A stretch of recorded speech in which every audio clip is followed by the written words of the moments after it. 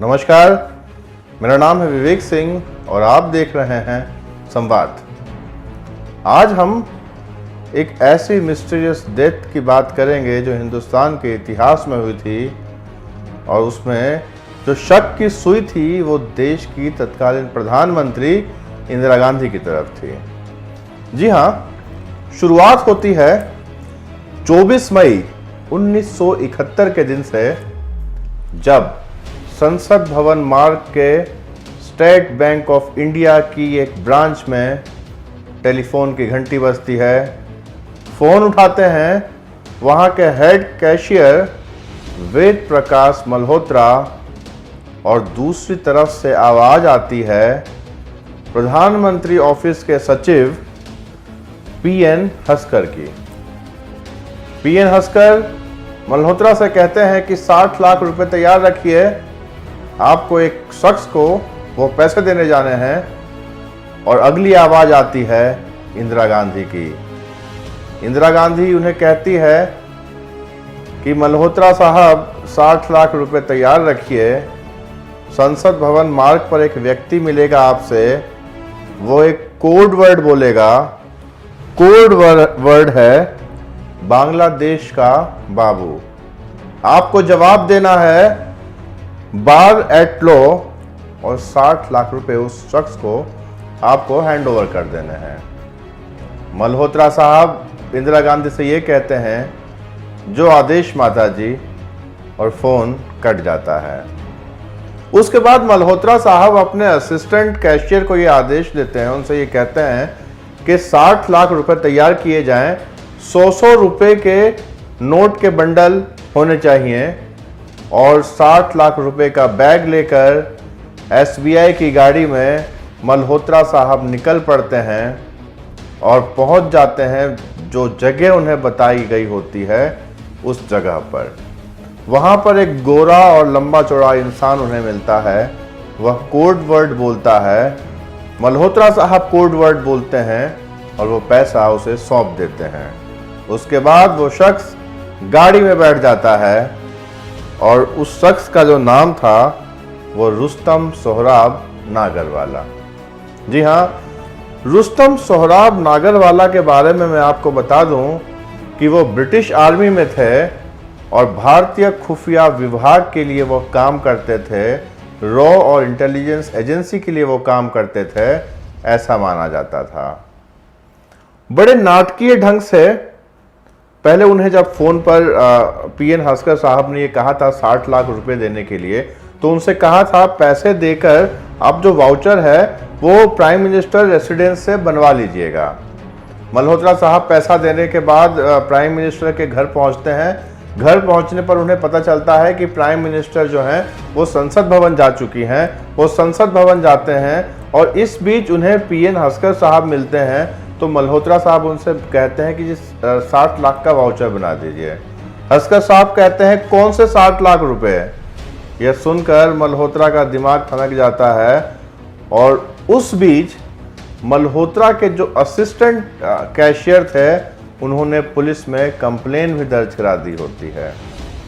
अब यह मामला मीडिया में इतनी तेजी से फैलता है और पुलिस स्टेशन तक ये मामला जाता है। ऑपरेशन तूफान शुरू होता है और शाम होते होते रात के 10 बजे तक नागरवाला को अरेस्ट कर लिया जाता है। पैसे पूरे सलामत हैं।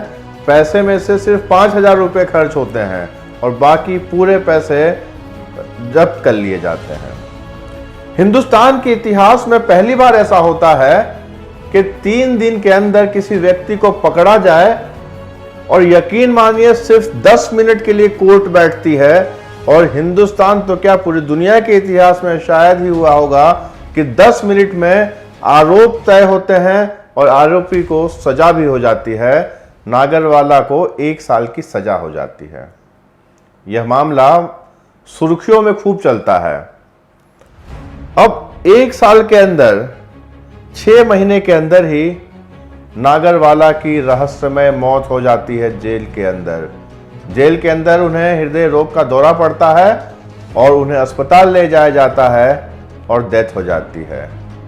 दूसरा संयोग देखिए, जो केस हैंडल कर रहे थे एसीपी, वह भी 6 महीने के अंदर अपना हनीमून के लिए जा रहे थे और एक कार एक्सीडेंट में उनकी भी मौत हो जाती है।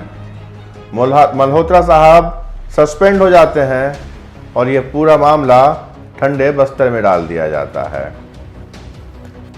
इस पूरे मामले में जो रक्षा विशेषज्ञ हैं और जानकार हैं, उनका यह कहना है कि मल्होत्रा साहब कोई छोटे एम्प्लॉय तो थे नहीं, पुराने हेड क्लर्क थे, कैशियर थे वो बैंक के अंदर।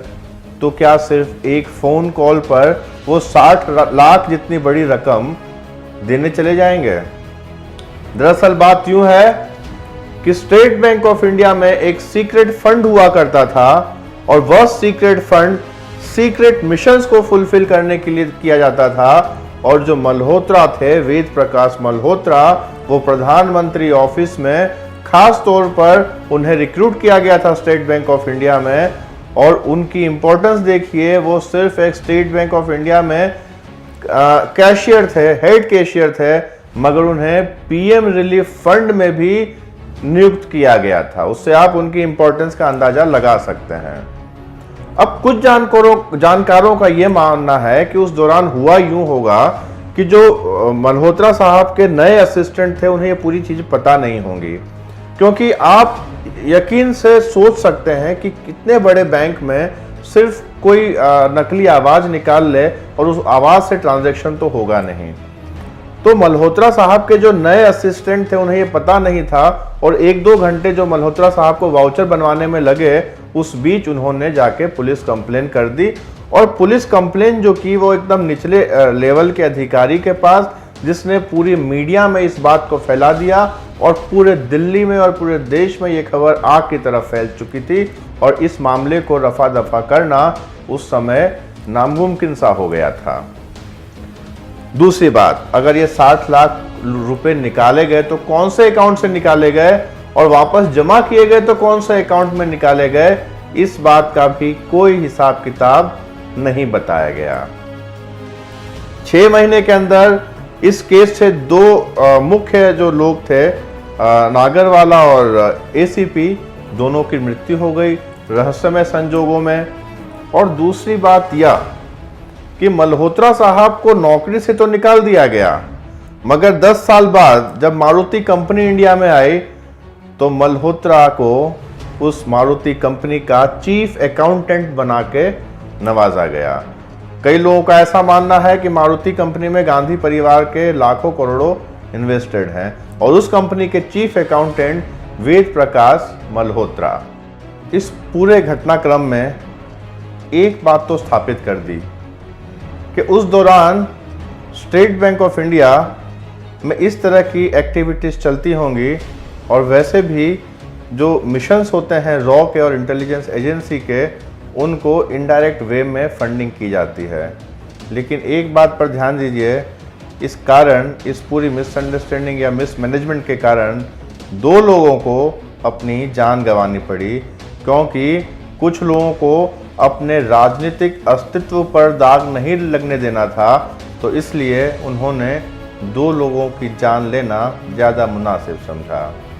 संवाद में इस तरह के सभी पहलू को हम आपके सामने लाते रहेंगे। ऐसे कई किस्से जो आज तक आपने सुने भी नहीं होंगे, वो आपके सामने लाते रहेंगे पूरी बारीकी के साथ, उस खबर के परत दर परत अवलोकन के साथ। इसलिए संवाद से जुड़े रहिए। नमस्कार, जय हिंद।